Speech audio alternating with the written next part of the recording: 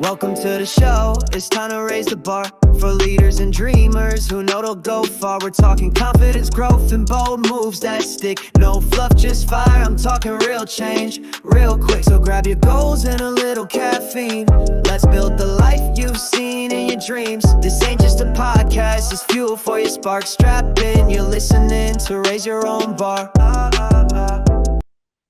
Hello, everyone, and thanks so much for tuning in to the Raise Your Own Bar podcast. My name is Tamara Bucky, and with me today I have a special guest, Mr. Alexander Eubanks. He is a business consultant and a serial entrepreneur that I had the pleasure of meeting probably almost a decade ago now. So, Alex, it's great to have you on the show. Welcome. Thank you. It's my pleasure. I'm looking forward to chatting with you. Yeah, it's so good to just connect with people that are also serial entrepreneurs like me, always trying to do a multitude of things because for me, I have ADHD. What's your excuse? I actually have ADHD too, pretty badly, probably. I struggle. I love to jump around with a lot of different things, which is probably why I'm a serial entrepreneur, because I like doing several different things, right? A lot of people are very happy doing that one thing and excelling at it. I like doing the one thing, getting good at it, and then jumping to the next thing and getting good at that and just rinse, repeat. So I really enjoy that. We are twins in that way. How funny. So you have two businesses that you are running currently, right? You've got Eubanks Consulting, where Mhm. you are offering business consulting. Let's talk about that one first. Yeah, absolutely. So Eubanks Consulting. So I started it, geez, in 2018. I basically was working for a government contractor, working a 9 to 5, and I was very unhappy, just doing the 9 to 5 thing. And I decided to take a leap of faith, right? And the company I was working for, I actually asked them. I said, if I left, would you be my first client? Right? And they said, absolutely. So that kind of gave me a little bit of confidence in jumping ship, so to speak, but it was for very limited hours a month, and then it's basically just been a grind. But essentially what I do, so I help a lot of government contractors, a lot of bigs, a lot of smalls. I work with companies like Google, Verizon, Siemens, SAIC, Leidos, like all the bigs. I help them win work. So I do a lot of proposal work, proposal writing. If you do it, it's essentially herding a bunch of cats and getting people to put stuff together on paper. That's what I do pretty much full time. And it came about because I was always doing it in the government contracting space. I was a program manager on a lot of programs, but there was always an aspect of business development. And then I realized I've built all these skills and I've had great mentors, and a lot of people don't like doing it. So I realized there's a market for it, right? So I went and started pushing that. And what really made it excel was I got plugged into some great people that constantly need work, or some great hubs, so to speak, that find the clients, right? And then they sort of hire me out to fulfill the needs of those clients. Uh, but I have my own clients, I have clients through hubs, and I have a lot of fun doing it. I keep a great attitude about it. Like I said, a lot of people hate it, but I actually like doing it, which I think has helped to make me successful at it. And I also help companies win. If you don't help companies win work, you're going to fizzle out pretty quickly and try to find something else to do. I guess I've gotten really lucky in that a lot of big companies that still hire me, I help them win some very big contracts. So I kind of got into the club in that way. And so I just keep doing that. Wow, that is impressive. And I also used to do business development as a contractor, so I know the pain that goes into it. And I can totally see why companies would hire someone outside to come in and help them because it is like herding cats. You've got to put together your pricing, your narrative, you've got to fill out all these documents, you've got to make sure you follow the directions, which can be a challenge because the government gives you a lot of parameters that you need to marry up to, and it can be a pain for sure. Yeah, it's good. It's good to have a consultant too, because sometimes they have like little feuds that go on to be between departments, and it kind of keeps you out of the internal politics a little bit. So I know that a lot of companies hire me to play that role just to not be part of the company, like have an outsider come and give a different perspective, and somebody that folks don't know as well, or may or may not have good or bad feelings associated with already, right? So you bring like this third party in, which is me, and then it's just easier to kind of manage people. Everybody's on the same playing field. I don't have any preconceived notions of how anybody works or who does what, and I just treat everybody equally and say, okay, everybody's got to do the work that they have to do. I still deal with some of that, interesting the dynamics that happen in organizations a little bit, but as an outsider, I feel like it makes it a lot easier. Yeah, I love that. Being the neutral party in the middle, you can kind of corral everyone together, and that way there's less drama, less egos getting involved, because I know there's some of that, as well as just the infighting of like, well, I want to do it this way. Oh, well, this department wants to do it that way. And so you Mhm. come in and you're like, well, here's the best way. Yeah. And you'd be surprised how often that happens with these big companies. Like when I first started working with Google, right? I was working on some of their like AI and machine learning type stuff. Some of it domestically, some of it overseas. And you'd think like these companies have it all together, but a lot of times there's a lot of disorganization, there's a lot of infighting, there's a lot of, this department versus that department.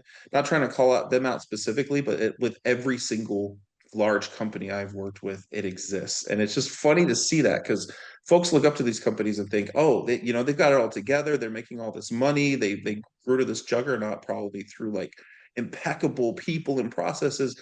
They're actually very messy on the inside. And there are a lot of interesting things that go on where they are just as scatterbrained as the small business that's, trying to make everything happen sometimes. It's just very interesting to see because I had that preconceived notion too. And then I got in there and I'm like, oh, they're just kind of like everybody else, just really, disorganized, and that's why they need somebody to kind of come in and help, as I say, herd the cats in these like big proposals and things like that. So it's kind of fun to watch and fun to see. Well, that's good to know. It makes me feel good as a small business that large businesses have some of the same kind of problems that I see from my end. But you know what it comes down to is these big companies, they're ran by people, and humans are Yeah, humans, and they're going to do human things. you're absolutely right. So that's your first business. And then you've Yeah, got this other business where you are training people with professional shooting and going out to the range. yeah, Tell me about that. yeah. So basically, it's a path. I actually, what's funny is I don't talk about it a whole lot, right? Because especially because I work in government contracting, everybody always wants to polarize politics. And when you talk about firearms, it's usually very polarizing. They automatically assume this or that. So first and foremost, uh, my business with firearms, like it serves everyone. I have folks politically all over the place, backgrounds all over the place. People think there's a stigmatism of only everybody who is like a diehard Republican is going to come and buy firearms. Not the case at all. I literally had a class I taught once where somebody came in with an Obama shirt and somebody was wearing a MAGA hat. Of course, I kind of separated them. I'm kind of like, okay, you sit over here, you sit over there, right? And I always have these rules of like, we're not going to talk politics in here. We're all going to find common ground. But yeah, essentially, what I decided to get my federal firearms license a few years ago, and I have a Maryland state license to deal. I have a Maryland instructor's license. I'm a certified range safety officer. It's a passion of mine. I have an uncle that taught me all about firearms when I was a teenager, and I kind of left it alone for a while. And then my wife got me basically a gift card for Father's Day to go and take a firearms class, right? Because she's like, you should get into this. You need more hobbies, right? You work too much. So I was like, yeah, you're probably right. So I went to this firearms class and it just kind of took off, right? And when I see something that I get passionate about, like the best way I do it justice is I turn it into a business, right? So long story short, yeah. So I started this business. I started running it out of my basement. I literally turned my basement into a firearms store, essentially. Started getting relationships with suppliers, different contracts, and did over $1 million in revenue each of the first 3 years of business. And then the fourth year, which I'm currently in, has been very slow only because I had a baby last July and I slowed this business down a whole lot. There are also a lot of interesting things that happen where people would come in and they kind of get a little rough with me, right? Firearms can be very interesting. You get a lot of different people, a lot of different backgrounds, but some people think because I'm home based, and it's more private and more comfortable, it also means they can be bigger jerks to me about things, or they can haggle me on pricing, or they can get a little intimidating and threatening with me, right? So I had a little bit of that going on in year three, had like 3 years of none of that. And then that kind of started happening. And so I kind of toned it down a little bit, but I now have a full blown website, right? eubanksfirearms.com, where I can sell basically drop ship from suppliers anywhere in the US. So I just launched that a couple weeks ago and it's doing pretty well. I'm kind of having fun watching that. Doing Google ads and Facebook ads and Instagram ads and dabbling in all that for the first time. But I also instruct So I love taking people out. Doesn't matter what level of experience you have. Got access to a private shooting range that's on a friend's property. And we go out there and we shoot for a couple of hours, introduce people to handguns, rifles, shotguns, and just have a lot of fun. I always tell people when I stop having fun, I'll stop doing it, right? Because it is my passion and it is a lot of fun. But that's kind of what I do there in a nutshell. Well, I love that mindset because sometimes we get bogged down with the work and then we lose sight of why we're doing it. And keeping that at the front of your mind of like, I'm here to have fun. I'm doing this because I want to enrich people's lives by Right? introducing them to such a life-saving tool. Mm. And I totally get the politics thing because it is, there are stigmas, there are stereotypes, there are preconceived notions that people have surrounding firearms, but firearms are a tool just like anything else. You know, you can use them for good or you can use them for bad. And so having somebody that is able to teach you the right way to use them and how to feel comfortable with them, I'm sure that goes a long way for people. Yeah, I often give the analogy of, it's like a butter knife, right? Like you could stab yourself if you really want to. But as long as you know how to use it, you're not going to hurt yourself or hurt anybody else, right? They're very fundamental, and safety is always key, right, with everything firearms related. But there are very basic fundamentals, right, that we go over every class. Every time I go to the range, even with my experienced friends, I insist on having a safety briefing and I let them contribute to it. It's not like, hey, I'm in charge here. I'm going to do a safety briefing. But I'm like, okay, so let's remember what are the fundamentals, right? We keep it pointed down range. We keep our finger off the trigger until we're ready to shoot. And then I'm like, anybody want to add anything to that? And then they'll say things like, oh yeah, one time I saw this guy do this. Like, don't be that guy, right? Don't do that. Uh, so I love yeah. that. I love that you get people involved because when you get people involved, it makes them feel more, I think it gives them more a sense of ownership and accountability. Oh, absolutely. I feel like corporations do it so wrong all the time where they don't empower their people to just do things. Like anybody that I have a team that I do firearms classes with, right? And I built this team just based off of just really cool people that I know that got all the certifications I did. And I've had a couple customers come in and just be really, really amazing people with enthusiasm and with professionalism. Where I'm like, hey, you wanna help me out with a class sometime? Like, let's see how it goes, right? And it goes really well. And now they've been doing it with me for a couple of years, right? I just met them because they walked in one day and said, I want to buy a firearm. So it's really cool. But yeah, empowering people is very important when you work with them. So many companies, I watch them not do that or keep people in their swim lanes, right? Or try to control them. I like the idea of empowering people to just be their best self and to excel in their and bring their own perspective, right? Not submit to like a company culture or something like that. Yeah. Well, you got to fit into the company culture, but you also can contribute to it if you're given the chance. And, just like a society, a company culture is made up of a melting pot of different people and different ideas and backgrounds. And so if you give them a chance to be a part of building it, then they're going to be more, they're going to feel more included and they're going to have more accountability and ownership as they're, in their role in the company. So I love that.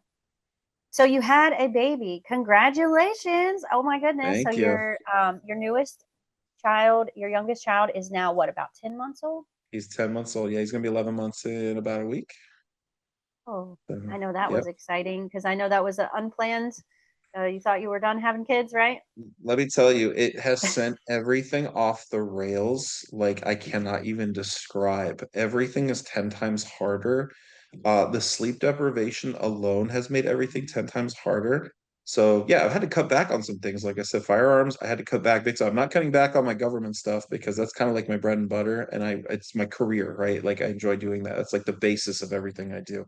But yeah, firearms and every other venture, even just hanging out with friends, doing basic things are like not that possible. He actually has a fever right now. He's had a fever for the past couple of days. So we were at the doctor this morning, and like my wife and I were just exhausted from the past 2 days, right? Because life has to go on. We also have two teenagers. So life has to go on, and you have to keep, you have to tend to the teenagers and all the emotional like whirlwind that they have, and then you have Mhm. to tend to the infant. Like people are not designed to have teenagers and infants at the same time. I'm realizing this firsthand. It is not something I would ever recommend. Like you're supposed to go through the one phase and then move to different phases and then be done with the phases, right? It's like we Yeah. moved to the teenager phase and then we decided to start over with another one. It's kind of wild. And it is rocking our world pretty heavily right now. I am laughing, but also I understand. I feel your pain. Well, I don't know directly. I'm not a parent, but I've got nieces and nephews, and I can definitely see the struggles. And Yeah. the idea of having a teenager and a toddler here pretty soon at the same time, like, ooh, you got the terrible twos, and you're going to have the terrible twos and the terrible teens at the same time. And that is going to be fun for you guys. Yeah, I do have to say both my teenagers are awesome though. I mean, my daughter, she started driving, but she's actually a very good driver. So like I noticed when I was doing something on my phone while she was driving and I realized, wow, okay, I'm really trusting her right now, you know? Wow. Like to check my Yeah. phone real quick and not pay attention for 5 seconds. Like that's a big deal. But yeah, she's driving. My son is just amazing. They have been really, really helpful with the baby though, which has made it better, right? Or like if I have to get on a call and my wife needs to take a nap, like they'll watch him for like the 30 minutes where I need to get on that call or something. There's a lot of coordination that goes on too. It's almost like running a third company in a way, right? The household. Like Oh, it's yeah. it's another organization and it's another thing you have to manage and but it's completely different at the same time because everything is very emotional, right? I feel like it's an interesting thing. Something I've been struggling with lately, right? Is you've got like all the work that you do. And I know a lot of people I feel like feel this way, right? And then you've got like the home life, and the two are so separate, right? For me, it's very much like this because I'm at home. I work from home, right? So there's not really that separation or mental separation. Like I can be on a call, then I can be upstairs like feeding the baby or like comforting him while he's screaming his head off over something, right? Then I got to go back onto a call and run a meeting with like a bunch of executives, right, at a company about a huge proposal, multi-billion dollar, whatever proposal. And then I got to go back to like my son and he's throwing up on me, right? And then I got to change my shirt and I got to get back on the next Zoom call and I got to go talk to Verizon, right, about this proposal that they're responding to. It's kind of wild at times, but the separation it can be difficult because you have to kind of look at both with different mindsets, right? I feel like there's the work mindset and there's the family mindset. And a lot of times I've struggled over the years and still do to kind of separate the two, right? Because if you start to merge them, I don't think it goes very well. You have to keep them kind of separate Mm. and switch, I guess, your paradigm constantly, which is a huge struggle for me. It's one of my biggest challenges in life, honestly, that I deal with. I bet it is for a lot of people being able to have Yeah, that work life balance, especially when you're working at home. I don't even have kids, but even I struggle with work life balance because I also work at home, which means yeah. that I find myself always wanting to work. And it could be because I actually like working, but my boyfriend is accusing me of like being married to the job, and he's my side guy. Yeah, yeah. I have heard that once or twice from my wife. Or she feels like she's one of my employees rather than my wife, right? Because we integrate so many things together. And for a long time, she was helping with the business until, little guy was born last year. And she's had to Yeah. completely step back from everything and just take care of him for the most part because he's a full-time job in of himself. So Yeah. yeah. Well, just keep the faith. You'll get through the hard years, and then eventually, he'll probably be helping with the business too. I could just picture him running around, maybe 4 or 5 years old. He's gonna be getting in your business, getting on your meetings. That's what I keep telling myself. It's funny you say that because my daughter is already like, so dad, like, are you building a business so that like when I turn 18, I can just work for you? Like, can you help make my life a little more simple in that way? Like, maybe, like, we'll see about that.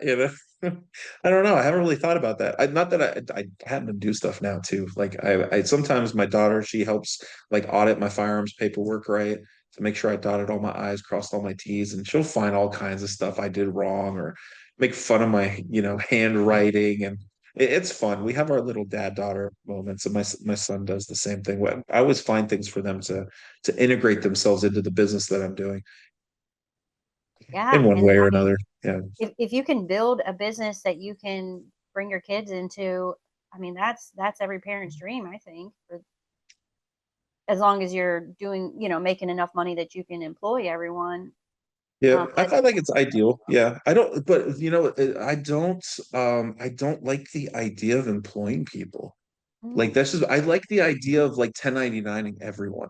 and making them basically earn based off the work that they do, right? And this is something that's very unique to me. And I know a lot of people, this is a very unpopular opinion, but I'm kind of like the 9 to 5 to me is like so overrated, and paying people a salary is so overrated, right? It's like I love commission-based work.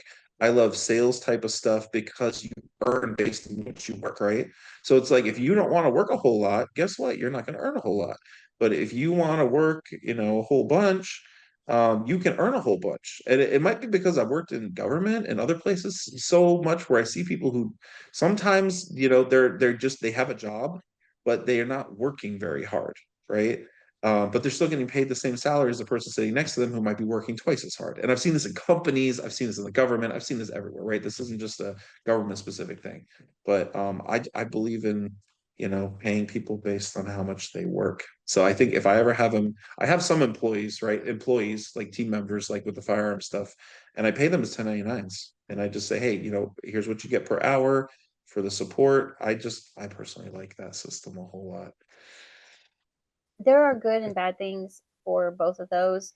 I have never been a commission based employee. I've been a 1099 a few times, but I've never been commission based. So that is intimidating to me. I cannot even fathom having to make money off of what you sell. But I'm not a salesperson. Like, I'm in the sales business now. I have to sell myself, I have to sell my services and my Right. products. But I'm still learning, and it's very intimidating to me because I've always felt like sales is icky. Like, as a consumer, I don't like being bombarded by salespeople when I walk into a store, or if I call a company and then they're immediately trying to push, push, push, when really I'm just trying to get information. It's unnatural. I did amazing, amazing sales training. Back in 2018, I went and I knocked on people's doors and sold solar for 2 years. When I went and I had, I told you the company I worked for, they became my first client. So what I did alongside that, I had a friend who was in solar and he pulled me in. And I realized the one thing I was missing in the business world, right? I was such an introvert and I was so quiet all the time. I was very good at managing, very good at organizing, very good at everything that I touched, right? But the one skill I didn't have was sales. Like I didn't know how to sell to people, how to really talk to people, how to push a product, how to sell even myself that well, right? So I start knocking on people's doors. And let me tell you, if you want a crash course in how to sell, go through a neighborhood and knock on people's doors trying to sell something. It is the most brutal thing you will ever do. You will question everything about yourself, but it breaks you down to a point where you have no choice but to build yourself back up. And I've tried to describe this several times to people. It's very hard to describe. And I will say that the solar company I worked for, the training that they had was world class in sales. Like we learned from some amazing people, like little tricks, tools, the art of the close, option closes, like all these different sales concepts that you don't think about on a regular basis, right? But now it's like integrated in everything that I do. I'm always thinking about, okay, I want to get this person to buy a gun. I'm going to show them two, so that way they have to choose one of them, right? Instead of choose nothing. You see, it's that's called the option close, right? Where you present two options so that they have to you kind of gravitate them towards one or the other, right? Little tricks like that, but try knocking on people's doors for 2 years and just getting at least 100 slammed in your face every day, people cursing at you, people insulting you, go get a real job, you bum. Heard Oh, that all the time, every day. And I'm just thinking, the good thing was I was good at it, thankfully, because I wasn't a salesperson. Because we call it meter man mentality. Like when you go to the door and you're acting like you're just trying to read the meter, right? You're not really trying to sell them anything. You have this tone, and literally the way you stand at the door, like sideways, is less intimidating than when you have your full frame towards them. Little tricks like that, and I kind of put all that together, and I became really, really good at this. So good that I get to go like play golf with the CEO of the company sometimes and stuff because I sold a lot, right? wow. It was phenomenal. I did not know this about myself, right? And then that's when I realized, like, hey, I can actually sell and do pretty well. After a while, it got to me though. I will say I burned out really hard, and I couldn't even like go out the door to go knock on people's doors for a while. There was just this anxiety after a while that built up, and I don't know where that came from. But then I focused back on government contracting and just kind of leaned back, which I was always doing along the way. But I kind of have this theme of, everyone needs a side hustle, and you should have your main thing, and then you should have a bunch of side hustles, right? Yeah. Don't rely on one source of income. So that's why I'm always kind of doing solar, doing firearms, doing something different. Yeah. That Well, balance. having multiple streams of income is the dream, really. That way you're not beholden to anything in particular, because markets shift and things go out of style or favor, and legislation gets pushed through that affects your business. So that's really smart, and I'm striving to do the same as well, between my business that I've got, as well as I do others, like I have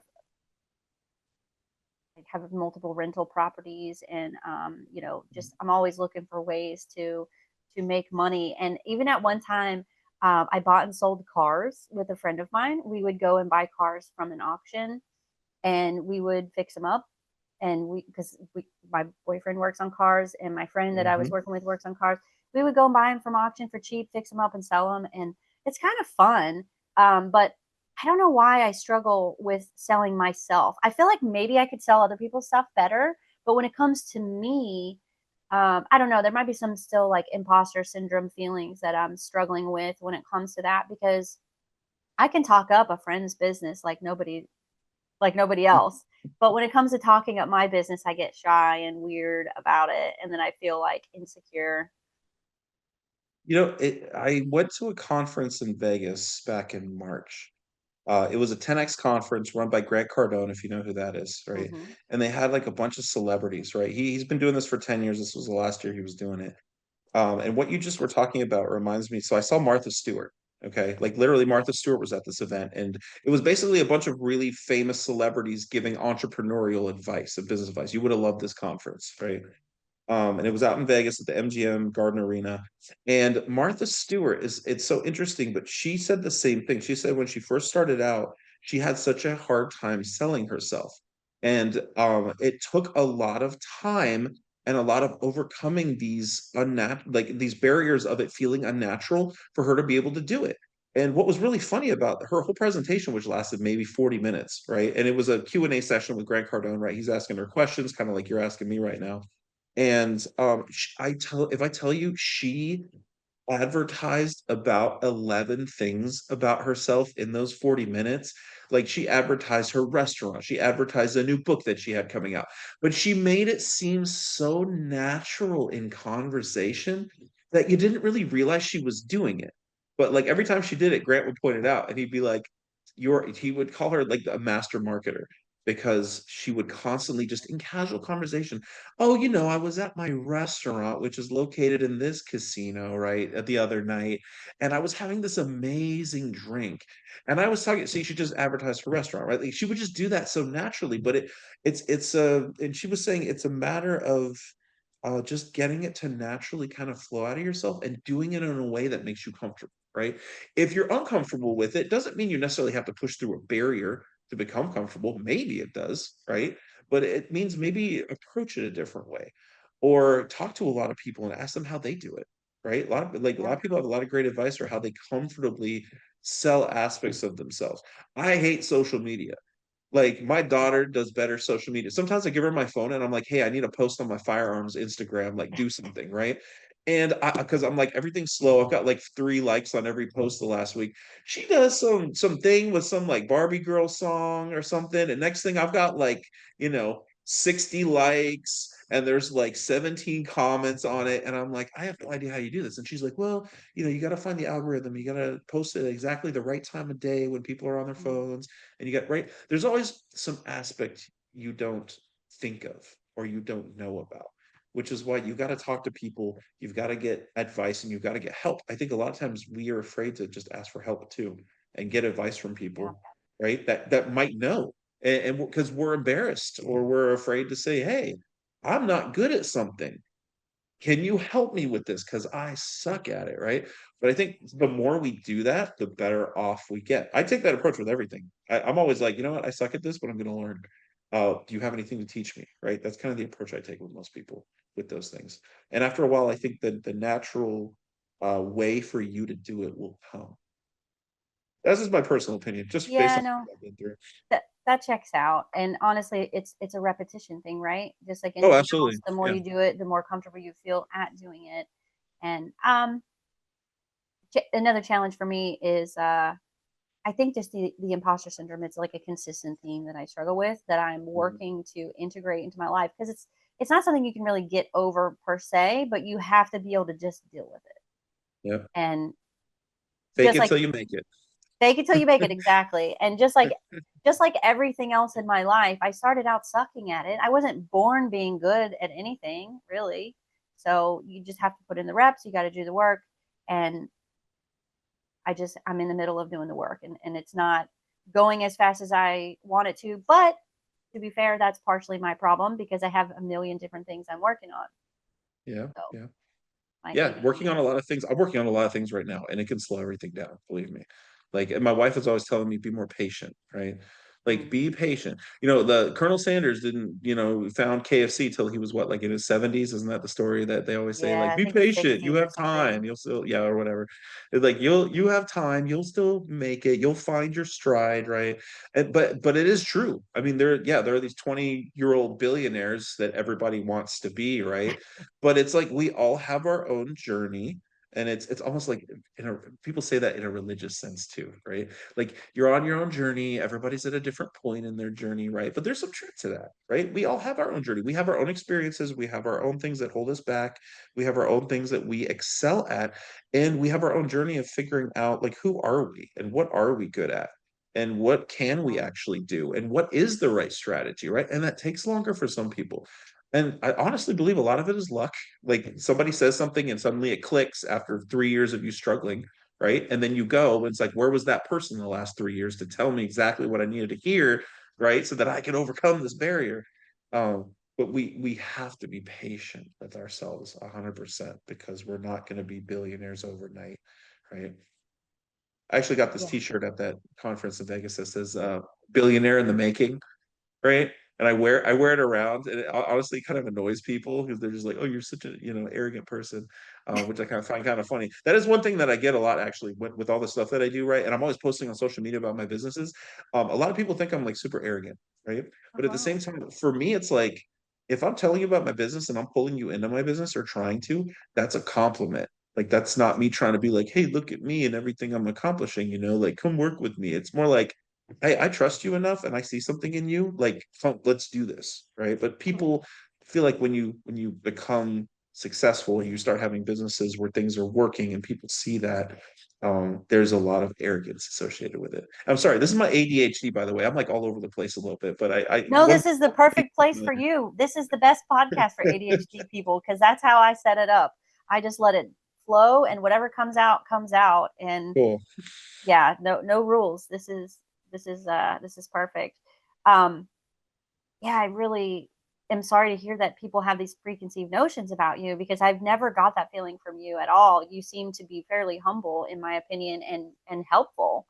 I So appreciate that. I I've don't know had what that people is. say that too. The people who know me know that.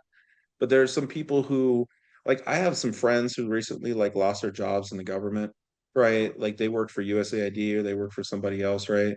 And I just sort of noticed a shift, right, after they kind of lose that job, and the way they, like, look at me or perceive me, right? Especially when I'm like, "Ooh, send me your resume," or, "Ooh, let me, like, help you out." Like, I'm genuinely like, I know people, like, I will float your resume, not like, "Hey, look at me, I'm big and important," and like, I genuinely want to help people. Like, these are my friends, right? But a lot of people are just kind of like turning their back to me and kind of like ignoring me or avoiding me in public settings that I see now, right?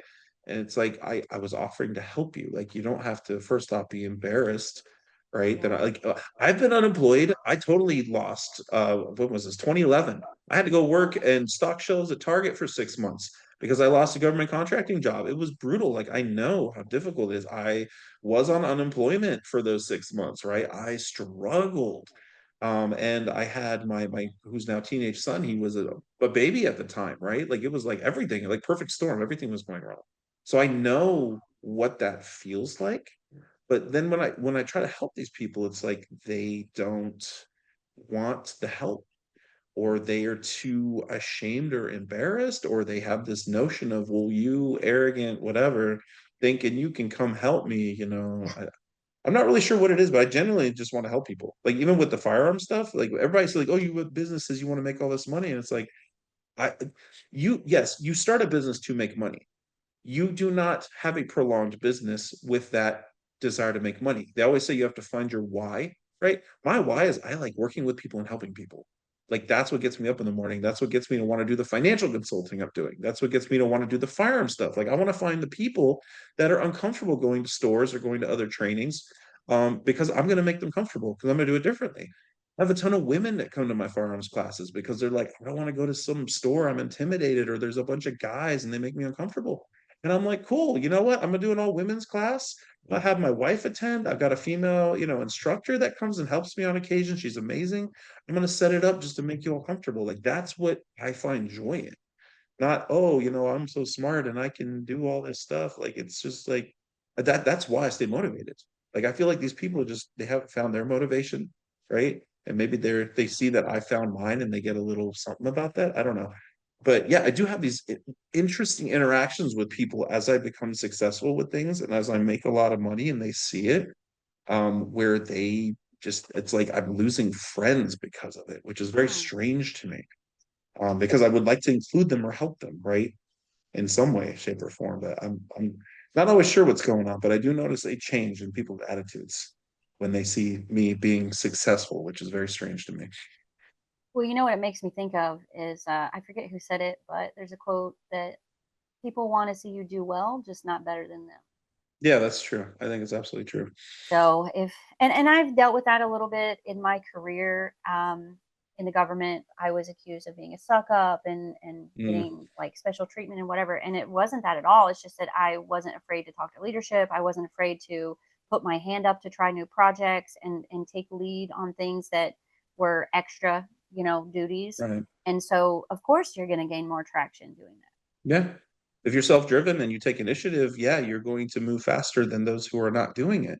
And instead of doing the same thing, people often look and go, oh, they play the blame game and they play the victim game, right? Which is, I think it's comfortable to do that, honestly. And I think that's why people do it because it's easier. It means you don't have to work hard. You can just complain, or you can just say, I'm a victim and therefore I'm not, successful like they are or not. But they don't realize hard work that goes into it, right? It's like when people in society always say, "Oh, these billionaires, they're so stingy and they don't." It's like they have how many employees do they have? Like how many families are they feeding?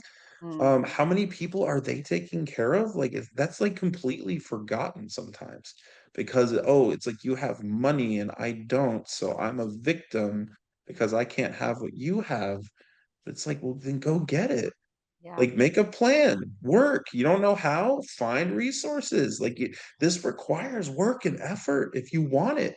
And if you don't put in the work and effort, you don't really want it that badly. Yeah. They Hmm. always say if you really want something to happen, you'll make it happen. Right. I always say that with my friends. Like my friends that want to hang out with me, they'll find the time and they won't like bail or say, oh, I got to do something else. Or right. They'll make the time we set on Friday to go out somewhere to hang out. Right. If they really want to. If you really want it to happen, you'll make it happen. You'll find a way. And if you Yeah. don't want to, then You you won't. probably won't. But live your life the way you want to. That's cool. Just don't blame other people when they make it and you don't, and don't sit around and do nothing. If you have that hunger, like go get it. Go get after it. Yeah, and it makes me think of just in general, if you look outside of yourself for somebody to come save you, then you're never going to be saved. It's you have to look inward. You have to look at yourself and figure out how can I fix my situation or how can I better myself.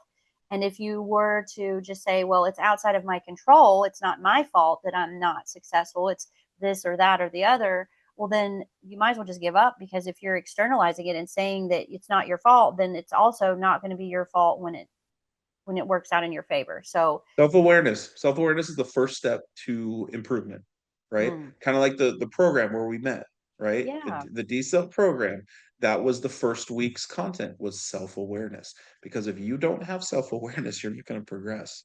Like you're just really not. And I met a lot of people that just do not have self-awareness. And it's very obvious to those who kind of do have it when they see others who don't have it. And it's kind of like, you are so not self-aware right now, even what you're doing or how people are perceiving you, or you're making everybody in the room uncomfortable, for example, right? There are those people, they don't have self-awareness. And if you don't have it, you're not going to improve or get, I feel like, where you want to get, or become a more rounded, smarter, harder working, better, loving, whatever kind of person you want to be. So it's not going to happen. You have to actually, like you said, look internally, Mhm. realize, who am I?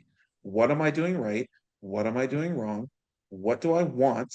And how am I going to get there? But you have to put in the effort and figure that out and sit down, draw out the map, right? All the things we talked about in that program, actually. You've got to Program do was it. so good. I learned so much from that program. I tell you, that and the Army Intermediate Leadership course that I took at Fort Leavenworth. Nice. I took the DSELP class after, I believe, but both of them had a similar vibe where they're teaching you leadership skills, Yeah. how to motivate Yep. people, how to motivate yourself. And this, you're right, self-awareness is probably the first step. Yep. You gotta have it. But it's hard. It's hard. And if you don't have it, seek people out that can help you be self-aware, or that can tell you things about yourself, right? People that can give you honest feedback. That's Mhm. something that you don't see. So I grew up in Germany, right? I don't know if you knew that. But so I grew up in Germany a lot of my life. And there's one thing about Germans that I always appreciate. Well, it's kind of a double-edged sword. It's great, but it's kind of bad. They're very direct and they're Yeah. very honest with you, right? But you always know where you stand with them. Like, if they don't like you, they're gonna be like, I don't like you. They're not like Yeah. Americans gonna be in a social setting and pretend to like you. They will just stay away from you, or they will tell you to your face, you know what? I don't like you. I'm gonna go hang out with these people. Like, and they don't care. That's just normal over there, right? But I always appreciate that when people tell me like what I'm doing wrong, or give me honest feedback, right? And I've had the pleasure of having some great mentors in my government contracting career who were like that, and they were not a lot of them. It's funny, a lot of them were Marines, right? A lot of them were in the Marine Corps. And they were just very brutally honest with me, and they're like, you know what, you really suck at this, Alex, like, but you're amazing at all this, so let's work on how you suck at this, and let's get better at that, right? Because all this stuff you're really, really great at. Like, they wouldn't just be like, you suck, you suck. It'd be like, you're kind of bad at this. Let me help you to get better. Here's what I think, right? And they kind of mentored me through that. But they first off took the time to identify what it was, and then were honest and I would say friendly enough to tell me, right? I think it's a nicety when people give you criticism, because it gives you a chance to self-reflect and be self-aware, because you may not know, like, that's Yeah. something you're doing or something you're not doing, right? For example, you were going to That's say something. I would look at it the same way. I look at it as feedback as a gift. Because if I don't like you, then I'm not going to tell you where you're going wrong and I'm not going to help you get better. But if I like you and I genuinely respect you as a human, I'm going to give you feedback that I know you can use to help you grow. I agree. And I've given people feedback in life, and they've just kind of ignored me and disappeared from my life, right? Because they were offended by Yeah. my feedback that I, yeah, took a chance to tell them, because I knew it might rub them the wrong way, but I did it out of kindness, in my opinion, at least. Some people don't see it that way. But some people, again, don't want to improve. And some people want to be the victim, and they don't want to do better. They And there's neither not want much, to. yeah, you can bring a horse to water, you can't make them drink, right? Like that kind of thing. Yeah. Well, and you either want to get better or you don't. And maybe it's a situation where people are delusional, which is definitely a thing that can Oh, it happen, where happens. people think like, I'm good, I don't need any help, I don't need your feedback because I know exactly what I'm doing and I'm doing it exactly the way I want to. Okay. And you know what I say? That's their choice. That's fine. That's when I, very selectively choose who I want to associate with and hang out with, which is another big principle that I live by, right? Like, I don't like people that drain me or take my time, or even, like, it sounds bad, I don't like people that make me feel bad. In order to operate at a high level and to run businesses and to be successful and to make money, you have to try to eliminate as much negativity out of your life as you can. And what's difficult is sometimes it comes from your closest friends. Sometimes it can come from family members. Sometimes it can come wherever, right? But you have to find a way to manage it. Maybe if not eliminate it, manage it, right? Manage it better, address it better. Because if you have these things weighing you down or hanging on you, you're not going to excel as much, right? Or if you have some kind of conflict in your life that's unresolved, right? With a person or with yourself or whatever it is, you can't excel as much. You just can't. It takes it, you learn this in sales. It takes a certain mindset to keep going, to be an entrepreneur, because it is brutal, it is tiring, it people are mean. If you have customers, like a bunch of them are going to be nasty to you and you have to take it with a smile, right? That's not easy to do. So you can't have a whole lot of other conflict and stuff in your life to be able to handle all those things and to be able to focus too, right? Focus is a big part. As an ADHDer, right? I'm either like all over the place or I get hyper focused, right? Yes. Uh, and the hyper focus is when like my best work gets done. The ADHD is when I like make the friends, right? And I kind of like when I sell. The ADHD actually really works for salespeople Hmm. because you're constantly like resetting people's mindsets by jumping different places, right? It's kind of like if you've ever been to, I know I'm like all over the place, I'm sorry. If you've ever been to like Disney World, okay, and you stand in line for a long time, you'll notice that about every 20 minutes of line, the scene changes, right? It's a new room, it's a new something while you're in line because what they're doing is called a mental reset, right? And we Hmm. do kind of the same thing in sales where if you notice you're losing somebody or they're starting to shut down the sale, you jump to something out of left field to reset the brain, right? Because the brain's already going down the road. I'm not going to buy this. So what you do is you go, oh, you know what? I'm going to tell you something really funny that my kid did yesterday. I just thought of it. You just reset the brain, right? And then they weren't going to buy it, but now they're reconsidering again because the brain's been reset. But you got to do it really fast before they go too far down that road, right? Just little things. Interesting. I never thought about that, but it makes total sense talking about like standing in line because what they want you to do is not feel like you're suffering by standing in the line and being bored for 60 minutes or Exactly. 90 minutes because that definitely can happen. Exactly. Um, Also, I love the idea of what you're saying, just like switching topics and going in a different direction when you're selling, because what you're doing is also building rapport. Oh yeah, Because absolutely. now you're bringing them into your personal life. If you're talking about your kid or you're talking about your family, then that gives them a little bit different perspective of you, and they can start to see you more as a human versus just a salesperson. Yep. And I was taught if, you're like selling solar, for example, when I got into somebody's home to do an assessment, if they have a dog, you get on the floor and you roll around and play with that dog. Like Yeah. that's one of the first thing I was taught in sales was like you've got to make a personal connection. And if you're not willing to do that, and you can't do that, you're not going to be a good salesperson. Like you're just not. You have to connect with people. You have to be willing to step into their world and make sure they're comfortable with you and bring it to a personal level, right? What do people care about? They care about family, they care about their pets, right? So you focus on the things people care about so that you can find commonalities. And if you're just a wretched person that doesn't like your family and doesn't like animals and doesn't like it, good luck. Like you're gonna have a hard time selling. Like it's just not gonna work as well. And you're gonna have to somehow learn those skills. You're gonna have to fake it really hard, because it's just. But people, you can fake it, but people can feel it, right? People can Yeah. feel. When I was having an off day, I could tell people could feel I was having an off day, and that stuff just kind of came out a little unnaturally, right? But like when you're in the zone and you're having that good day, that's when everything works out and you're able to close the sale and make it happen, right? Be in the right mindset. But yeah, you've got to talk about family, got to talk about, all the things you care about and be a human Yeah. being, right? Don't be a robot. Yeah. I wouldn't make a good robot anyway. There's something I wanted to ask you about that I came across Yeah, on your LinkedIn, and that go is for it. that you were a volunteer or you worked with Ferrari as a Oh, I PPE did. That's manager. I right. want to Yeah. hear about that. Okay, so this is pretty cool. So this was, oh gosh, this was during decel times, actually, like back in between 2015 and 2018. So one of the co-instructors on that program, we were at one of the lunches one day in the dining hall, right, like in Boston, and or Southbridge, where it was, right. And I was saying like we're talking about bucket lists, and I was like, man, one of the things on my bucket list is I would really just like to like drive a Ferrari around a race course or something. Like it would just be really fun. What I didn't know is one of our co-instructors was the charter president of Ferrari of Washington, and he did that like on the side. So he was like, "Oh, that's very interesting." He's like, "How would you like to come to one of our events sometimes?" And I'm like, "Are you serious?" Like, heck yeah. So I ended up working every quarter. We would work a racetrack, Dominion Raceway in where was it? Thornburg, Virginia.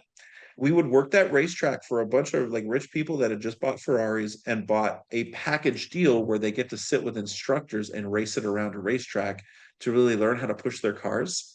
Oh, right? wow. So we would run the pit crew. We would make sure like we'd inspect the cars before they got on the racetrack, right? To make sure they were done right. I got to drive a couple Ferraris around the racetrack a couple of times. I've got a YouTube video out there where we hit 170 miles an hour on a straightaway in a Oh, Ferrari 358 Spider. It was amazing. Amazing. With the instructor was driving, right? I wasn't driving, but I have a GoPro like on my oh, helmet. So I recorded the whole thing. It was fun. It was fun. And then the really funny thing was, so we did this for about 3 years every quarter, like once a quarter, right? I would just take the day off from whatever I was doing. And I would go down to the raceway and work with Ferrari.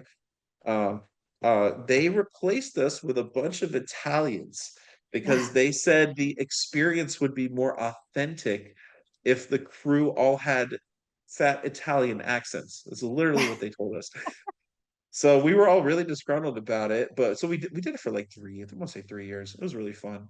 But then yeah, they replaced us apparently with some Italian teams so that it would feel more like authentic. You're talking to somebody with the Italian accent while you were at the Ferrari event. Whatever. But it was fun. I made some good friends that I'm still friends with while we did that. And it was really fun. I got to ride in an Alfa Romeo one time. I got to drive Ferraris. They're kind of hard to drive because they have like the gear shifting behind the steering wheel. Like you have to like oh. learn the paddles. It's not easy. But a lot of fun, a lot of cool memories. Very hot on the asphalt out there. Usually like in summer, it was just deadly hot. But really, really fun. Lots of cool cars, lots of rich people. Made some interesting connections while I was there. So That fun is stuff. amazing. I love Yep. that. And I love that you're like me, you're just down for whatever. Like, oh, that sounds fun. Sure, I'll give it a try. Like that's how That's I've what I learned do. so many Yeah. things. I've made so many friends doing that. I'm not as spontaneous as I used to be as I'm getting older. I've got to really prioritize my time.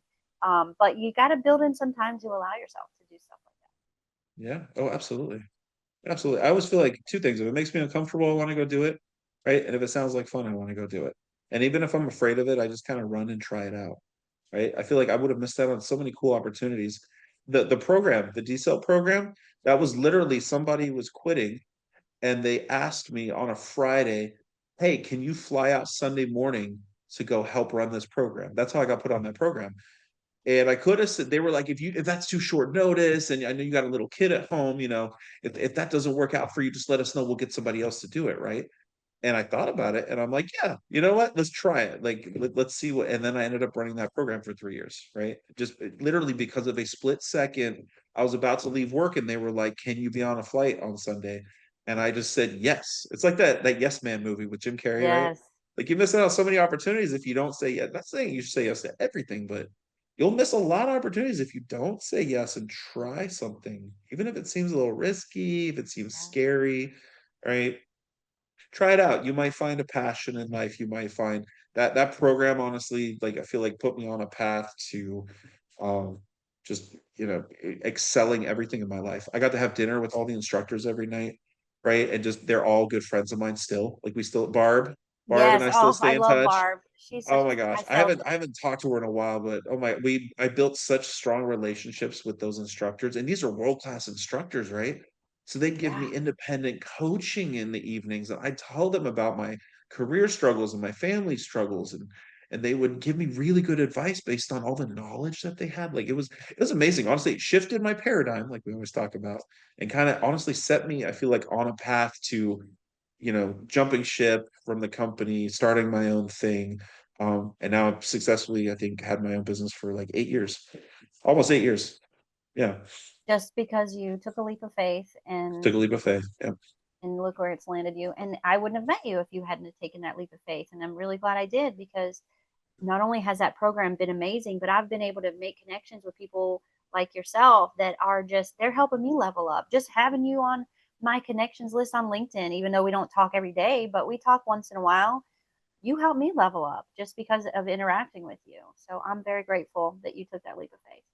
Awesome. Likewise. Likewise. Well, this has been an awesome conversation, Alex. I really appreciate you spending an hour with me to share your journey. Before we wrap up, is there anything else? Is there any advice you would give to someone um, that that might be like us that wants to try something new but they're afraid to? I will say networking is extremely important. We cannot make it on our own. I would not be successful if I didn't have the network that I did, that literally feeds me work, that literally I can pick up the phone and call when I have a struggle with something. I've got people for everything, right? But I built that network by going to conferences, by, just meeting people, by getting outside of my shell a little bit. So go out and meet people, go to conferences, go to places you can meet people, and don't just go and be a fly on the wall. Like, go and actually try to interact with people. Don't be afraid to be uncomfortable, right? To make connections, because it's really about, ultimately, I think it's about the network that you have, right? Like, that's the only way that I stay afloat. It's the only way I've been successful, is I have focused strongly on building relationships and keeping them with people. Once you're in my network and you're in my circle, like, I keep you there, right? Get in people's networks and circles, get people in start building your circle. If you don't have a circle, find your circle of friends for emotional support, smart business people for business advice, right? Find those people you can text and go, I don't know how to market this product and I feel like I'm gonna get fired. Like, help me. What do I do? Like, or whatever, right? This is an extreme Yeah. example, but that would be my best advice: is network with people. I love that. Well, that Yeah. is great advice, and I definitely know it to be true. Um, Tell people where they can find you, and plug your websites and your social media so that people can follow you and both of your businesses. Cool. Yeah, I appreciate that. So, all things consulting, it's Eubanks Consulting, EUBANKS, right? EubanksConsulting.us. It's kind of a long story why I don't have the .com. I have owned it a couple of times, but the sites I bought it from said, oh, they didn't really have the rights to sell it. And it's been an ongoing battle, and the price keeps shooting up every time I try to get a hold of it. So anyway, EubanksConsulting.us. And then if you're interested in firearms, EubanksFirearms.com, right? Again, EUBANKS firearms. I basically ship anywhere in the United States. Within a week, I can have it to your chosen dealer. And I just have a lot of fun. And find me on LinkedIn too, and Yeah. connect with me.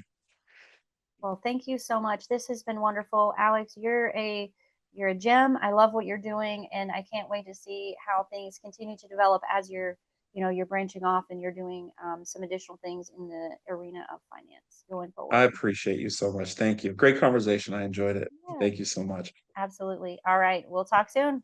Yep, absolutely.